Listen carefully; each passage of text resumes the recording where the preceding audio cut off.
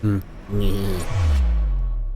and welcome to Glorious Miniatures. My name's Jolyon. It's the 11th of August 2024. We got another Sunday preview for you. Should we get into it? Yes, of course we shall. Right. Don your hunting rig and enter Hive Secundus. For this week's Sunday preview, we venture into the Underhells with the Vansar, Spryers, and Malstrain Gene Stealers, and raise a flagon of Bugman's 6X to more dwarves coming to the old world. We have a private video, evidently do not have that link yet, hasn't been refreshed. We got a new book for Necromunda, the Book of Desolation. Deep within the dust wall lie the ruins of Hive Secundus, where the twisted Malstrain Gene Stealers dwell in defiance of all things holy. There's treasure to be found there too, so many gangs make the long journey to delve into this terrifying abyss to find their fortune. Okie dokie. Nice bit of artwork, another book to buy. Curses. Don't have to buy it straight away though. Gotta remember that. The Book of Desolation is a new expansion for Necromunda, which furthers the narrative and fills out Hive Secundus with exciting new rules for 4 gangs: Advanced Spire Hunters, Secundan Incursion Gangs, the Malstrain and Malstrain Corrupted Gangs. There is a comprehensive multiplayer Underhells campaign, new Underhells scenarios, additional rules for the Abyssal Ferryman teams who offer assistance to those exploring Hive Secundus, new Dramatis Personae, rules for custom rigs using the Cargo 8 Ridge Hauler chassis, and the Trazior pattern sentry gun. Ooh, sentry gun time. So we have seen these minis before. You got Secundus, these were in that, I believe. House Vansar are masters of archaeotech, and thus, unsurprisingly, their Secundan excursion gangs are the first to begin prospecting for treasures in the Underhells. This set contains 8 tech hunter specialists, 2 gun techs, 2 auger techs, 2 biotechnists, and 2 technomats. So it's an interesting bunch of words right there. Each pair can be built with their special gear or in a standard loadout. I like that sniper chap. And I like this weapon here. What does it remind me of? It reminds me of something straight out of a film which shoots sort of electricity, and I'm trying to think. Maybe by the time I get to editing this video, it'll pop into my brain, and maybe I can put a quick picture or video of it in action, or not. In which case, let's carry on. So that's that. We got the Malstrain Gene Stealer Abomination gang. The highly corrupted xenoform known as the Malstrain is unique to Necromunda, thanks to the efforts of the now deceased heretic magus biologist Hermiatus. These twisted Gene Stealers are no less deadly and will cut even a stimmed up Goliath brute to shreds in seconds. This box contains 6 Malstrain Gene Stealers alongside 4 Malstrain Tyromites, creatures unique to Necromunda that float around in swarms alongside their larger kin, plus an assortment of Malstrain Brood Scum heads you can combine with other bodies. Okay, so there are the floaty things, and there are the Malstrain Whatsits, Gene Stealers. They are very interesting. I am looking forward to painting them. I'm not entirely sure how I will paint them though. That is the main thing I've got in my brain at the moment, is absolutely nothing. Hopefully by the time I get to painting, which is, I'm really hoping very soon. In the next couple of weeks, we might be finally at that point. Let's scroll down. We've got the Aurus Spryer Hunters. So these 2 came in the box set as well with this, I keep calling it a blue baby. I know it's not a blue baby. But the nobles of House Helmore often choose to alleviate the boredom of their pampered lives by donning a Spryer hunting rig. They undergo extensive body modifications to wear these high-tech suits to allow them to indulge in the savage bloodsport of hunting the Malstrain. The Aurus hunting rig is one of the more popular variants, favouring brute strength over any kind of finesse. This box contains 2 Aurus Spryer Hunters with various weapon options and a Caryatid Prime, that's the blue baby. Winged humanoids considered good luck charms amongst the nobility. That's, well, we should see about that. And I do see Malkadon, Yeld, and Jakara Spryer Hunters right here. Now, this is very tempting. I always remember the original. The flying one in particular is always the one that is stuck in my mind whenever I think of Spryer Hunters. But the pugilistic Aurus suit is not the only choice for Spryers. More specialized suits exist which favor speed and finesse. The Malkadon fights with paired claws and a grapnel launcher, while the Jakara uses a lethal monomolecular sword and a mirror shield. The Yeld darts around with wings, dealing range damage with paired laser gauntlets. This box builds one of each, as well as a Spire Huntmaster, a fearsome veteran of many hunts who can mix and match loadouts. Okay. Well, this is going to be a tempting one for me, I have to say. Just going off pure nostalgia. Can be the ruin of me sometimes, but oh well. Okay, let's scroll down. We got the sentry guns. Okay then. Out in the lawless ruins of Hive Secundus, gangs can get away with using weapons banned in Hive Primus, such as the Trazier pattern sentry guns, programmed to fire indiscriminately at any nearby target. These weapon platforms will repair hordes of Malstrain Gene Stealers, aliens. This box builds 2 sentry guns with twin grenade launchers, 2 with twin heavy stubbers, and 2 ammo crates and control consoles. Yeah, I've definitely seen this straight out of Aliens as far as I'm concerned. Very cool. I suppose these could be used in Horus Heresy potentially for the... I've completely forgotten the name of the little guns you can get. I'm sure it's a relatively... Could be a quick conversion if you don't have access to them. Oh, hello.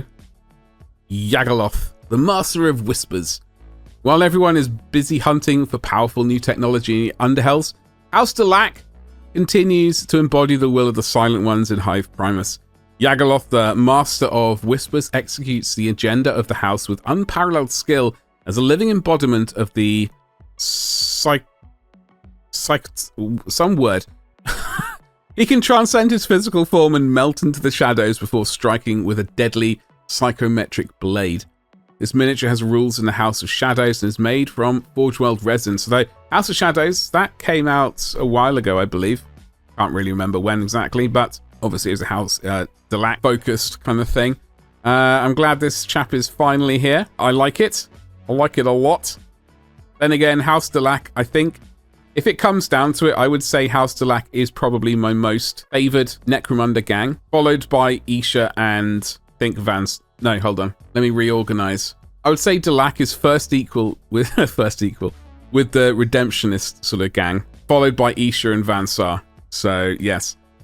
And then we got the Spire Hunting Party Gang Tactics cards. Time for a party. I see some old world stuff coming up. Keep your eyes on the prize when you're hunting big game with the Spire Hunting Party Gang Tactics cards. This set of 26 cards contains 18 gang tactic cards for your Spire gang, plus 8 blank fighter cards to keep track of your bloodthirsty nobility. Okay, good stuff. Get those cards. And let's get to the old world, okay? Now, when was this shown off, this particular miniature of this orc? Because when I saw it, I thought, ooh, baby. I think those were basically my words.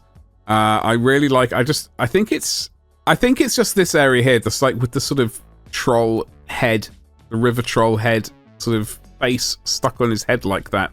I think it's fantastic. But this is Ogdra's Swamp Digger, the Troll Caller. From deep in the fetid swamps of the old world comes Ogdra's Swamp Digger, the Troll Caller, a shaman swaddled in the skin of a dead troll. His close proximity to and strange alliance with these strange creatures has given him the rare ability to use troll magic in battle, earning him the ire of his orc allies. This miniature has rules in Arcane Journal, Orc and Goblin tribes, and is made of forgeworld resin. Well, as a well-known, Orc and Goblin supporter, this will be a tempting one to get at some point. We got the Dwarf King with Oathstone right here. Dwarf Kings are powerful warriors who command their vast throngs with years of courage and experience. Some lead the throng atop Oathstones inscribed with runes, listing their many deeds and triumphs, imbuing the king with a sense of superiority he will use to issue challenges to unlucky opponents. Got a Dwarf Slayer of Legend right here. I've painted a couple of these before. Dwarfs who suffer terrible failures are forced by their pride to join the Slayer cult, undertaking self-imposed exile to seek a glorious death at the hands of a worthy foe, axe in hand. The Slayers of Legend represent the fierce and formidable Demon Slayers and Dragon Slayers, fighters who are too skilled to die and seek out the mightiest foes to meet their doom. Alrighty. We've got Dwarf Miners with the carts, very nice, and the little donkey. Dwarfs make their homes under the ground, and their holds would not exist without miners to carve out their tunnels and halls. Miners accompany dwarven throngs in regiments equipped with picks and blasting charges. This box contains 20 dwarf miners with a command group, 4 miners carts, and a new Dwarfen Mountain Hulls transfer sheet with 342 transfers. I did not realize it came with quite so many mining carts. That's I genuinely thought this came with just one mining cart for some reason. No clue why. I don't know if this is a recent thing. If you do know, let me know in the comments below though. Followed up by the Dwarf Cannon and Organ Gun. So Dwarf armies use a plethora of potent war machines to spell ruin for their enemies, such as the ever-reliable Dwarf Cannon, or the Organ Gun, which can cut down entire regiments at a time. This plastic kit contains everything you need to build 2 war machines, either as cannons or organ guns, as well as 6 crew members and various optional accessories. So we got sort of telescope kind of things, we got some wheelbarrows, we got some artillery, shells here, cannonballs, all that kind of stuff. And you got the 6 people right there as well. Very good, very good. And we got the dwarf gyrocopters right here.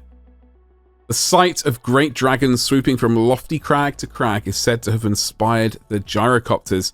These small vehicles were initially used to deliver supplies to beleaguered settlements, but they are now more frequently deployed in battle to harass enemy flanks with powerful ranged weapons as gyrobombers, which pack high explosive payloads, or as scout gyrocopters.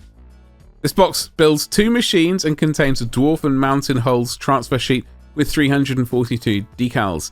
So this is the bomber one, and this is the scout one. Both obviously piloted.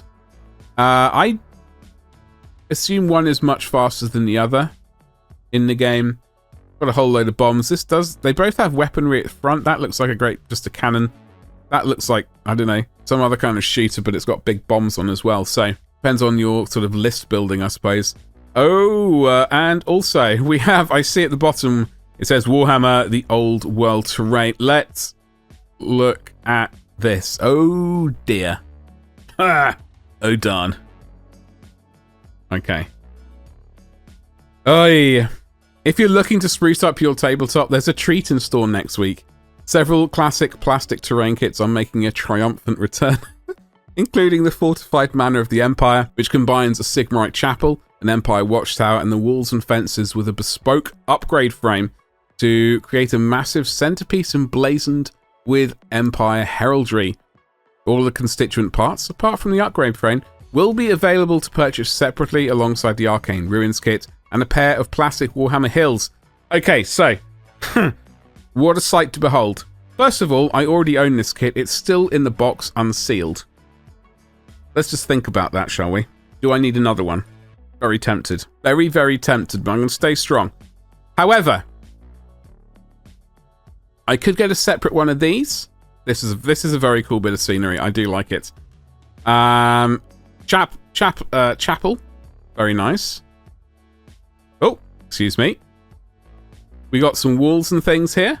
Lovely jubbly. I need to do more of this scenery. I think I already have this one as well. But what I do not have, ladies and jelly spoons, the Warhammer Hills. I have to get these. They look ridiculous. I could easily make them, but that's not the point. Unless, of course, obviously the price is horrific. Well, as with always, I may say I'm going to get something, but when I see the price, I go, you know what? I love it, but I don't love it that much. However, if the price is right, then I will be getting this. This is such a temptation, though, but I am going to be starting up the Old World specific Empire army. I've got my sort of Cities of Sigmar kind of lads already. Maybe I will just have them separately and build an entirely new army for the Empire. As we know, I've already said many times, so we'll be going back to more time to reinvigorate it, tart it up a little bit, see what's going on, sort it out. But as always, these are some good bits of plastic scenery. Now, what I would really like to see is something I regret not purchasing, and that is the Witch Fate Tour. I forgot the name of it for a second. I know it has another name, I think. That's some good English right there. The big wizard tower. That's the one I need, with a capital need. Absolutely. I really regret not getting that. I had the opportunity once. I think I just got back into the hobby and it was still available. And I should have purchased it then, but I was too focused on 40k at the time. Anyway. Box games! The Hobbit motion picture trilogy, Hunt for the Arkenstone, a Middle-earth adventure game, is a tight, self-contained, cooperative board game. Thorin Oakenshield and company are looking to return the Arkenstone to the throne room, while Azog and his followers hunt them down in this tense, action-packed game for 2 or more players. The box contains everything you need to play, including 15 plastic miniatures representing Thorin and his allies. Okie dokie, and then we've got some Black Library sauciness. Krieg Special Edition, the uncompromising Deathcore of Krieg have been deployed to another soul-crushing siege. This time in the Octarius Wall Zone. Only a force as ruthless and implacable as these can survive a war that seems otherwise unwinnable. But will they once more have to pay a heavy price of victory? I do like this this cover. Black and cream and white. I dig it. Krieg by Stephen Lyons returns in Luxury Special Edition, which features a canvas cover with black and white printed art. Drat. And a brown ribbon bookmark. The short story The Strong Among Us is included, alongside an authorial introduction and full colour artwork of the original release's cover. This is a limited edition release, and each copy is numbered, signed by the author. So, you want it, you gotta be there. This is all the Warhammer Plus stuff, which, as you know, we don't really go over on this stream. Now, let's just wrap things up here. So, anything here I'm particularly interested in? That orc with the troll hat. Troll hat. I like that kind of a lot. I kind of dig it. I like the Spryer Hunters. I'm not going to get that book yet, but I dig this, and I dig that Delac chap, and I dig that orc chap. I really dig some of that scenery. So this is definitely an issue. I will probably get something. I've yet to... well, it's too early to even think about it properly, really. But I would like to know what you, the lovely viewer, has anything here caught your eye? Are you tempted by any of this stuff? Now, I recently found another video that I could have sworn I had made live sort of a year ago, but apparently I didn't. Anyway, I did make it live. Hopefully top right hand corner of the screen, it should pop up. Do consider watching that absolutely top tier video. Basically make Cassian and K2SO from Star Wars Legions. I just make it.